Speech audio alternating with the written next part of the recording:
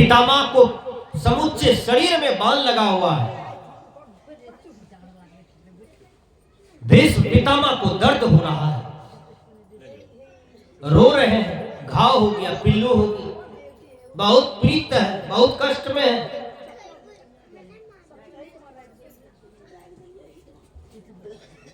दौड़े दौड़े पांचों पांडव आए, द्रौपदी भी आती है। द्रौपदी आई, देख ली और लौट करके चली गई, क्योंकि द्रौपदी को ठेस पहुंचा था पितामह से। कब? जब द्रौपदी का साड़ी खींचा जा रहा था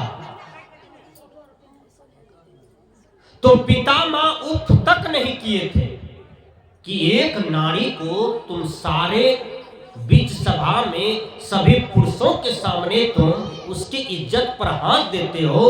एक बार भी दुर्योधन दुशासन को भीष्म पितामह नहीं बोले थे। इतने बड़े धनुधर, इतने बड़े वीरवान आदमी, इतने ब्रह्मचर्य आदमी, इतने ज्ञान के निष्ठावान आदमी एक बार भी उफ नहीं किए। तो द्रौपदी को तो मन में ठेस था, द्रौपदी चली गई। अब पांडव कुछ लाड़ प्यार की बातें करने लगे तो पितामह को भरोसा मिला। द्रौपदी चली गई है, फिर दौड़ करके आती है, कहा पितामह आपको ये कष्ट जो हुआ है, आपके कर्म ने आपको कष्ट दिया है। हमको बड़ी खुशी हो रही है कि आपको भले ये कष्ट हुआ। कहा क्यों? कहा जिस समय हमारे इज्जत पर हाथ दिया जा रहा था उस समय आपको एक शब्द भी दुर्योधन को तो कहना चाहिए। आपको बाण लग गया है और आप अभी हमारे पांचों पति को समझा रहे हैं, सत्य की उपदेश कर रहे हैं।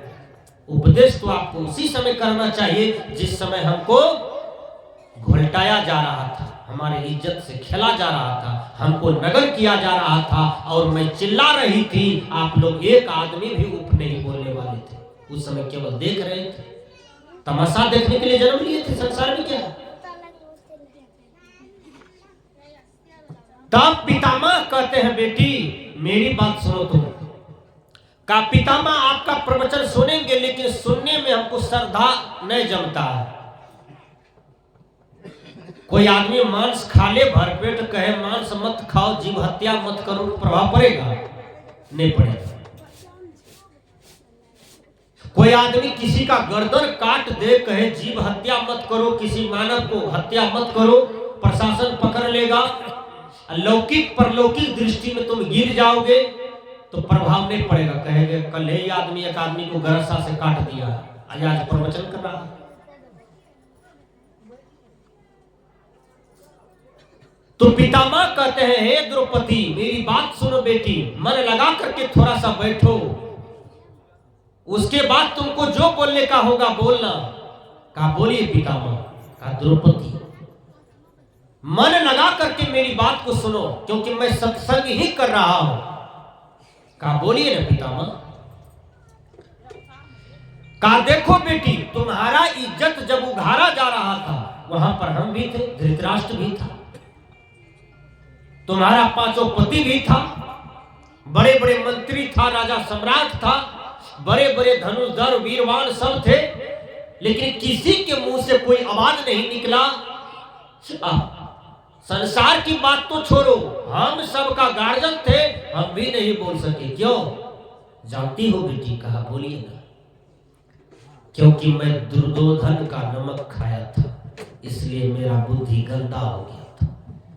मैंने गंदा आदमी का आहार खाया था, अन्न खाया था बेटी, तो मेरा दिमाग दुर्योधन की तरफ था, मेरा बुद्धि दुर्योधन की तरफ था। बेटी माफ कर देना, क्योंकि उस समय जिस समय तुम्हारा इज्जत पर धावा दिया जा रहा था उस समय हमको देखने में बड़ा अच्छा लग रहा था, क्योंकि मेरा बुद्धि बिगड़ा हुआ था। यही है आहार का प्रभाव। कुत्ता काट करके खा लो, बिल्ली काट करके खा लो, गाय काट करके खा लीजिए, मछली काट करके खा लीजिए, समूचा बकरी को काट करके खा लीजिए, लेकिन जीवन में कभी तृप्ति मिली है? कभी स्वाद से मन भरा है? हो नहीं सकता। विषय भोग में तृप्ति किसी को नहीं मिलता है। ओस चाटने से प्यास नहीं बुझती है, पानी के बूंद चाटने से प्यास नहीं बुझती है। पानी पीना पड़ेगा गिलास से, जग से, कमंडल से, प्यास बुझ जाएगी। उसी प्रकार सदगुरु कबीर कहते हैं, आपन आस कीजिए बहु तेरा, काहुन मर्म पावल हरि केरा।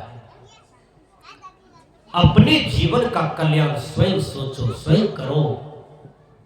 गुरु तो मार्गदर्शन होते हैं, गुरु तो उपदेष्टा होते हैं, गुरु तो भला करने के लिए आए हैं, गुरु तो राह दिखाने के लिए आए हैं, लेकिन चलना पड़ेगा स्वयं बेटा।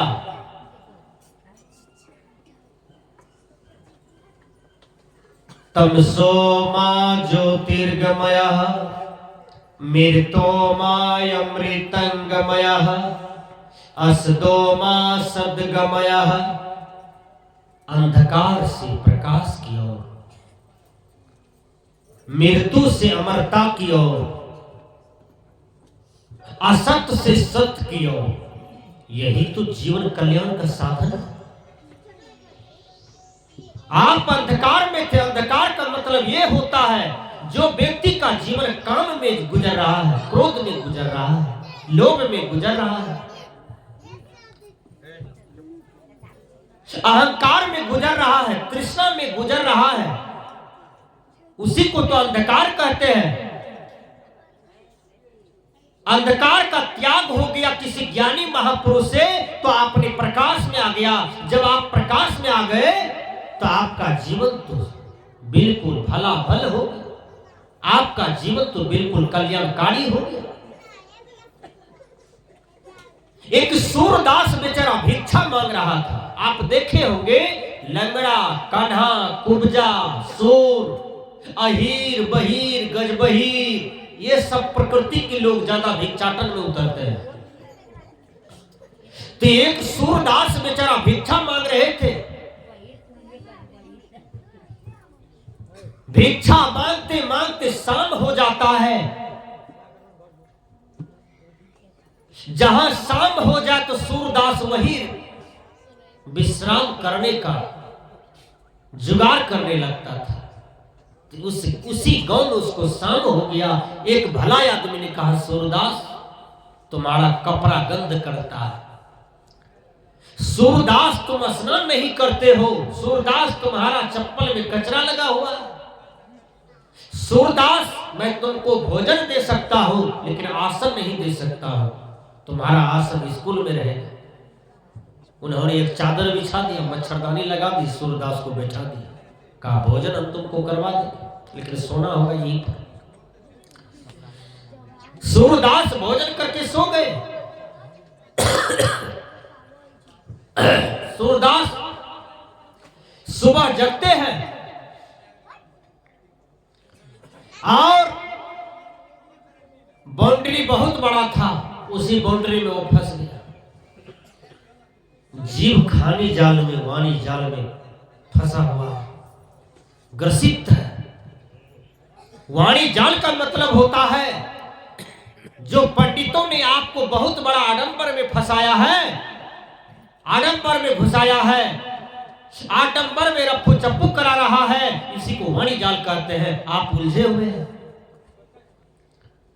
खाली जाल का मतलब होता है आप जन्म रहे हैं, मर रहे हैं, आप आसक्ति वासना के चलते आप जन्म रहे हैं, मर रहे हैं, ये खाली जाल हो गया। संसार को आप भोगना चाहते हैं, स्वाद लेना चाहते हैं, तो इसमें जीव उलझा हुआ है। सूरदास उसी बाउंड्री में फंस जाता है। सूरदास को कहीं गेट नहीं मिलता है, कहीं दरवाजा नहीं मिलता है। सूरदास परेशान है कि मैं कैसे बाहर निकलूं, लेकिन जहां दरवाजा था तब तक में सूरदास कपार नोचना शुरू कर देता था, उसको लीख काटने लगता था, ढील काटने लगता था, गेट छूट जाता था, फिर आगे बढ़ जाता था। अब विचार कीजिए, दिन का 12 बज गया। अब सूरदास परेशान है। एक आदमी कहा, अरे बाबा ये तो सुबह से ही चक्कर मार रहा है, लगता है व्यायाम कर रहा है, कसरत कर रहा है, उस आदमी से जब नहीं रहा गया तो आदमी आया, कहा सूरदास आप इतना बयान काहे कर रहे हैं, बयान का समय समाप्त हो गया, ये 12 बज रहा है, 1 बज रहा है। कहा मैं बयान नहीं कर रहा हूं। कहा तब? कहा मैं तो दरवाजा खोज रहा हूं, मैं तो गेट खोज रहा हूं, मैं तो निकलना चाहता हूं इस जाल से। उस आदमी ने कहा कि हमको तो फुर्सत न है, लेकिन युक्ति बता देता हूं। कहा बोलिए ना। कहा आप गेट बाउंड्री को पकड़ते पकड़ते आइए, और जहां बाउंड्री नहीं मिलेगा समझ जाइएगा कि वहां गेट है, और वही देके आपको टप जाना है पकड़ करके। कहा ठीक है जाइए, इतने समझने की जरूरत था, केवल बता दिया, मार्गदर्शन कर दिया। सूरदास ठीक 4 घंटा की परेशानी से 1 मिनट में मुक्त हो गया।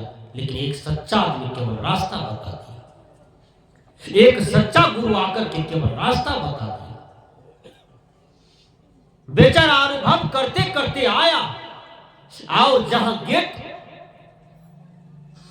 था वहां खाली था। सूरदास हुर से निकल गया, जैसे पंछी पिंजरा से फुर से उड़ जाता है, उसी प्रकार सूरदास झट से निकल गया आगे।